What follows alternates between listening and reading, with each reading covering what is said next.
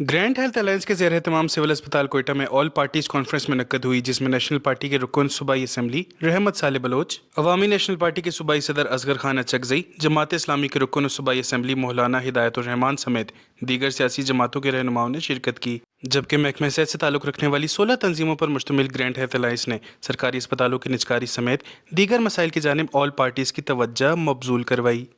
इस मौके पर ग्रैंड हेल्थ अलायंस के नुमाइंदों ने कहा कि सूबे के सरकारी अस्पतालों को दरकार सहूलियात मुयसर नहीं। सूबाई संडेमल प्रोविंशियल हॉस्पिटल में फ़ी मरीज़ के लिए सूबाई हुकूमत की जानिब से 260 रुपये दिए जा रहे हैं, जबकि पेनाडोल के एक पत्ते की कीमत भी 120 रुपये से ज़ायद है।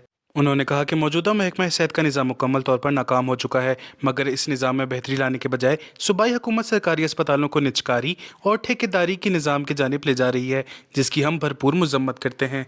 यहाँ पे हेल्थ के जितने इश्यूज़ हैं, इस हवाले से जो नई गवर्नमेंट आई थी, उन्होंने एक पॉलिसी दी हॉस्पिटल्स को प्राइवेटाइज़ करने के हवाले से। इस पॉलिसीज़ के जो ना क्या नुकसानात हैं, क्या फ़ायदे हैं, इस पे 4-5 महीने से गवर्नमेंट के साथ हमारे मुज़ाकरात भी हुए और गवर्नमेंट इस चीज़ पे एग्री भी हुई कि जो चीज़ वो करने जा रही है, मतलब ऑलरेडी हमारा निज़ाम उसमें ख़राबियाँ बेशक बहुत ज़्यादा हैं।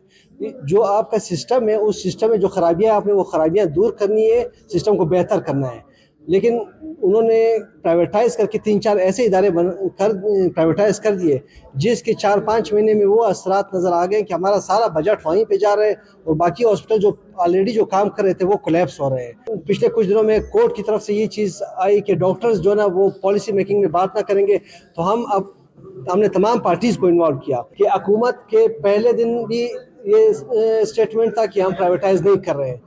कोर्ट में भी उन्होंने यही स्टेटमेंट दी, कल सीएम हाउस से भी यही स्टेटमेंट आई, लेकिन ये उनके स्टेटमेंट से जबकि एक नोटिफिकेशन आता है 10 हॉस्पिटल को उन्होंने प्राइवेटाइज कर दिया है। इस मौके पर सियासी जमातों के रहनुमाओं ने ग्रैंड हेल्थ अलायंस के एहतजाज और मुतालबात की भरपूर हिमायत करते हुए कहा कि हुकूमत महकमा सेहत में एहतसाब और इस्लाहात लाने के बजाय अस्पतालों की निजकारी करना चाहती है, जो कि हरगिज़ काबिल कबूल नहीं।